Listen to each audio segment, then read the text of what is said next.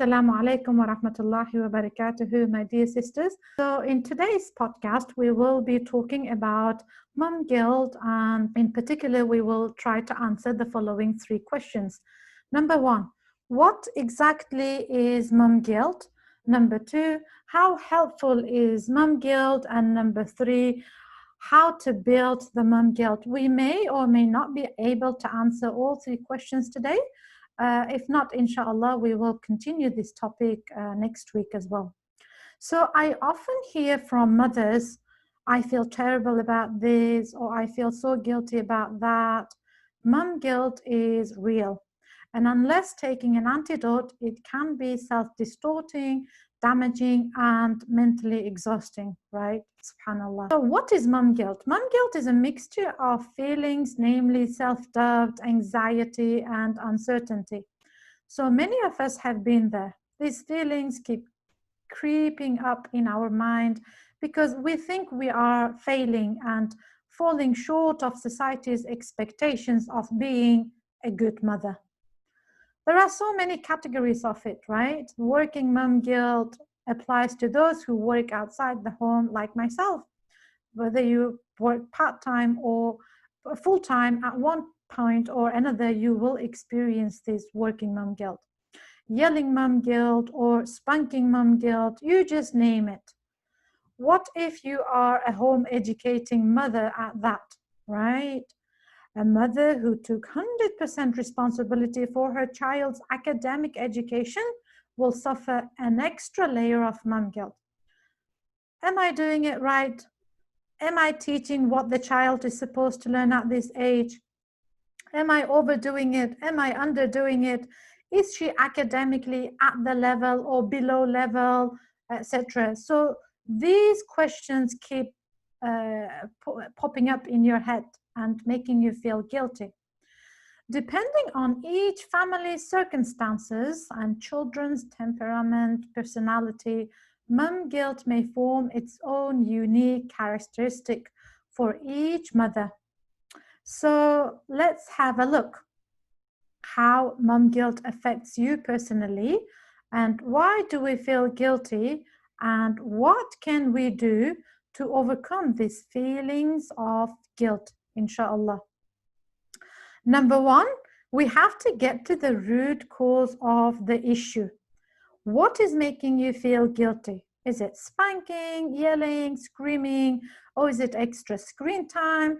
Is it not being able to spend more time with your children due to work or other commitments?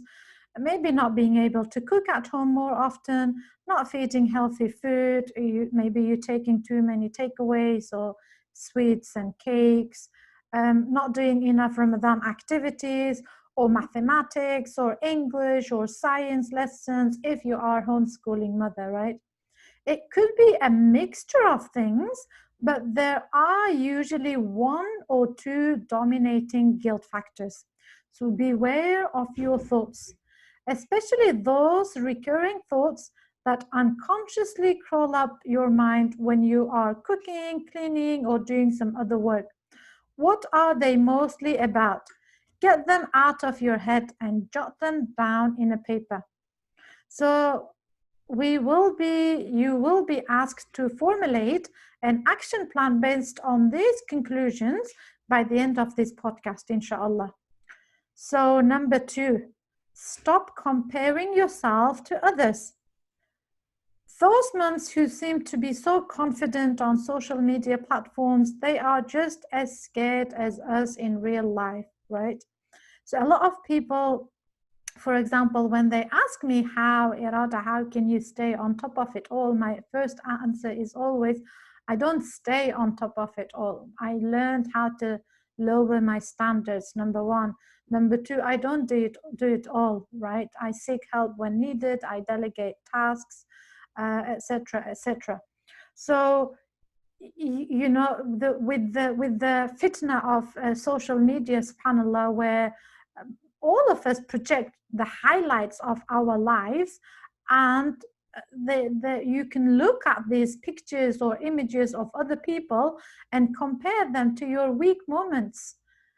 But remember, Everyone is just as worried regarding their children as you. We are all in the same boat. And those moms whose houses seem so clean and organized at all times, in your Instagram stories or feeds, they may have a big pile of mess just behind the camera.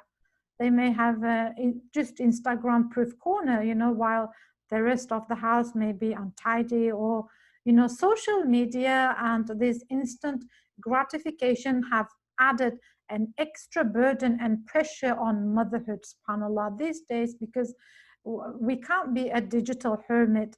And if you use social media, it adds an extra layer of burden and pressure for your motherhood guilty feelings. Stop comparing and ease off the pressure. The truth is, we all have weaknesses and weak moments, right? Everybody has their own weakness. I have mine, you have yours, and everybody has weak moments, because life is not just one smooth, easy ride. No, you just keep going up and down. We have strong moments and we have weak moments. But we all tend to do this one thing. Like, we all have this one thing in common, where we all project our strengths and strong moments to the outside world. So you can't compare your weak moments to someone else's strong moments. It doesn't work like that, right? We never know someone else's full story, because the grass, somebody who you look at the picture may look very perfect, but they may have some problems or challenges or concerns in their own lives, right? We just conclude that the grass is greener on the other side always, which is not true. The grass is never greener on the other side. And the truth is, we never know someone else's full story.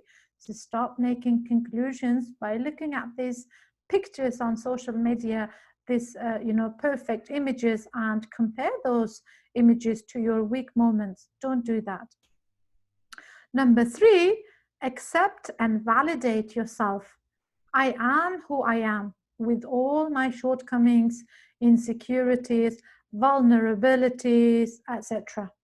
A mother who can't embrace her authentic self will find it difficult to accept her children for who they are. So know that there's no such a thing as a perfect mother. Every one of us is flawed. We are perfectly imperfect beings. Every mother has yelled, spanked, screamed, and cried at some point. So nobody has ever scored 100% in this parenting game, right? So remember, you are a strong woman, and every strong woman can have their own weak moments. You should not let those weak moments define you, right? Often it feels like you can never win as a mother. You feel guilty for not spending quality time with your teens and preteens. And when you do, you feel guilty for neglecting the little ones. You may feel guilty for allowing too much screen time. When you cut it off, you feel guilty that your children are less aware of what goes on in the outside world, and they don't have as much access to screen.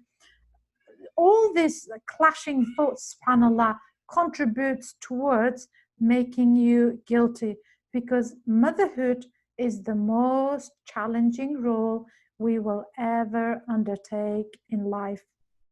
And mom guilt, feeling not good about ourselves when fulfilling this role, will leave us bewildered, confused, and subhanallah, often mentally exhausted. It will prevent you from functioning your best as a mother. So most feelings of guilt, I told you to look at the root cause first, right? So always look at root cause. And when I did this activity with myself, subhanallah, you realize that most feelings of guilt often reflect our attitude towards ourselves rather than our children. So when nothing seems to be going right, when nothing seems to be working right, or when we have particularly different, when we experiencing some particularly different situation regarding, this specific developmental stage of one child, we just conclude that we are incompetent in motherhood department, subhanallah. We just assume that the guilty situation we are caught up in will last forever. We assume that we have damaged our kids and things will never turn around. And our children, subhanAllah, they often sense such things and they leave out our assumptions for us. So therefore, we have to change our attitude towards ourselves. You have to change your attitude towards yourself. Practice self-compassion, which is so important. This is essential for motherhood. How would you speak to a friend who is feeling guilty? Imagine your best friend called you and said, oh, I'm really feeling guilty about this. I'm feeling terrible about that.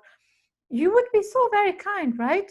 You would tell her that she's doing great, she's doing her best, and you would tell her that things will get better, inshallah.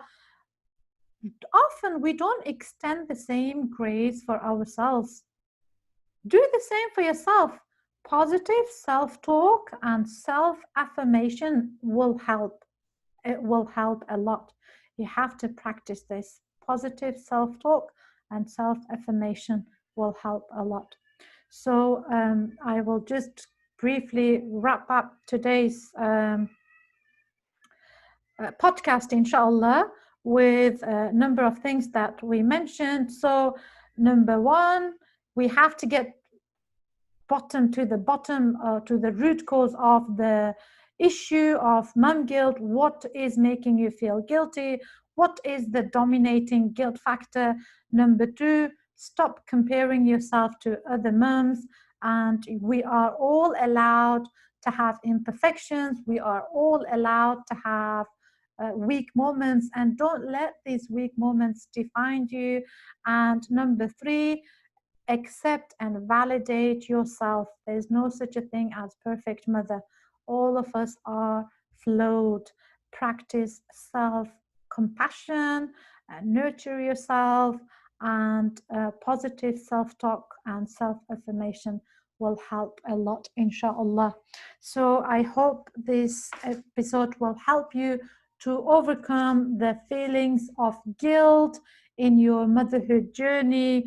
And inshallah, we will continue this topic next week, where we talk more about forgiving, how it's important to forgive ourselves, and how we should regret the actions, and do something about the guilt, like how the taking action is the best antidote to overcome this mom guilt, inshallah. And coming soon, inshallah, we have an exciting news from Team RYS. Many of you know that we have been, behind the scenes working very hard to produce the Well-Planned Muslim Mom, a 365-day record book for Muslim homeschoolers. This is a complete Islamic homeschool planner and a journal, and it is now available for pre-order on the website. And the features will include, having Gregorian and Hijri calendar combined with special Islamic dates and holidays, with inspirational quotes and weekly self-care tips, sample term planners and sample lesson plans, everything and anything that I have used in the past. And I look forward to connecting with you all virtually in the coming episodes of Monday Musing. Assalamu alaikum wa rahmatullahi wa barakatuh.